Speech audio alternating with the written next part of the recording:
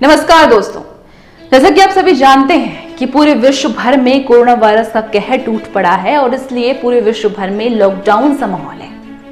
और जहां भी आप जाते हैं, चाहे आप समाचार पत्र पढ़ें, चाहे आप न्यूज चैनल ऑन करें कोई भी, या फिर आप किसी व्यक्ति से ही क्यों ना मिलें, आपको सिर्फ एक ही मुद्दा सुनाई देता है और वो है कोरोना वायरस का।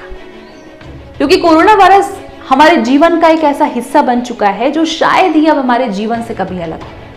और वैसे भी कहा भी जा रहा है कि हमें कोरोना वायरस के साथ जिंदगी जीने की आदत डाल लेनी चाहिए। लेकिन एक बात कहना चाहूंगी आप सभी से कि दोस्तों, देश में कोरोना वायरस के अलावा भी ऐसे बहुत से मुद्दे हैं जिन पर ध्यान केंद्रित करने की बेहद आवश्यकता है, क्योंकि वो मुद्दे राष्ट्र हित से जुड़े हुए हैं। और किसी ने सही कहा है दोस्तों कि देश के नेताओं की नीयत का ऊंट कब किशोर पलट जाए ये कहा नहीं जा सकता।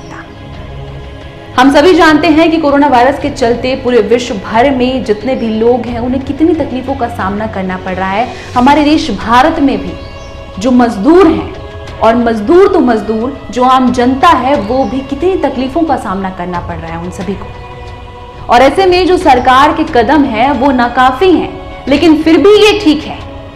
लेकिन इन सब के बीच अयोध्या राम मंदिर के आंदोलन में सक्रिय भूमिका निभाने वाली शिवसेना अब राम मंदिर के बनने के मुद्दे से अलग रुख अपनाती हुई नजर आ रही है। जी हां, शिवसेना का यह बयान है कि इस समय में राम मंदिर का जो मुद्दा है उसे अलग साइड में रख दिया जाए और कोरोना वायरस से निपटने की तैयारियां की जाए। और आपको बता दें कि जो ये बयान है वो शिवसेना के मुख्य रणनीतिकार और राज्यसभा सांसद संजय राउत का है, और उन्होंने ये बयान दिया था एक अंग्रेजी चैनल को। लेकिन हम आपसे कहना चाहेंगे कि किसी संजय या फिर किसी धृतराष्ट्र की आंखों से मत देखिए, अपनी आंखों से देखिए और एक समाचार को समाचार की तरह ही लीजिए। राम मंदिर का जो मुद्दा है वो 100 साल पुराना हो चुका है, और अब आज की स्थिति में जब ये मुद्दा जो है वो एक विवादास्पद मुद्दा हो चुका है, ऐसे में यदि वहां पर राम मंदिर के कुछ अवशेष मिलते हैं तो खबर बनना तो लाजमी है। और ये जो खबर है वो इसलिए भी बनना आवश्यक है क्योंकि ये जो मुद्दा है वो बहुत पुराना हो चुका है, और राम मंदिर का मुद्दा देश की एकता और समरसता में हमेशा से बाधक रहा है। हम देखते आए हैं कि दो पक्ष धर रहे हैं, एक बाबरी मस्जिद के और एक राम मंदिर के। बाबरी मस्जिद के पक्षधर का हमेशा से ये कहना रहा है कि यहाँ पर बाबरी मस्जिद रही है, और राम मंदिर के जो पक्षधर रहे हैं उनका ये कहना रहा है कि इस जगह पर हमेशा से ही, प्राचीन समय से ही राम मंदिर रही है।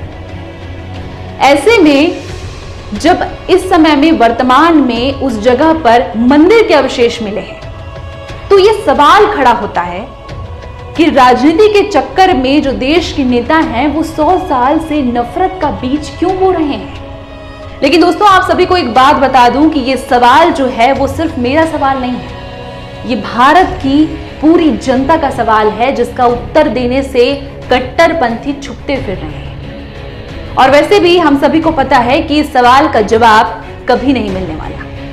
लेकिन चलिए फिलहाल आपको दिखाते हैं वो रिपोर्ट जिसमें राम मंदिर के अवशेष मिलना एक चर्चा का विषय बन चुका है। शिवसेना के मुख्य रणनीतिकार और राज्यसभा सांसद संजय राउत ने एक अंग्रेजी चैनल में बातचीत में कहा है कि ये अवसर इस मंदिर और भारत पाकिस्तान जैसे मुद्दों का नहीं है। उन्होंने कहा है कि हमारा पूरा ध्यान कोरोना वायरस से लड़ाई पर है। जो अवशेष मिलेंगे उन्हें देखने वाले अन्य लोग भी हैं। फिलहाल अभी राम मंदिर और भारत पाकिस्तान जैसे मुद्दों को अलग रखना चाहिए। राउत ने कहा कि अभी देश के सामने सबसे बड़ा संकट कोरोना वायरस का है और इसलिए हमें उस पर ही ध्यान देना चाहिए।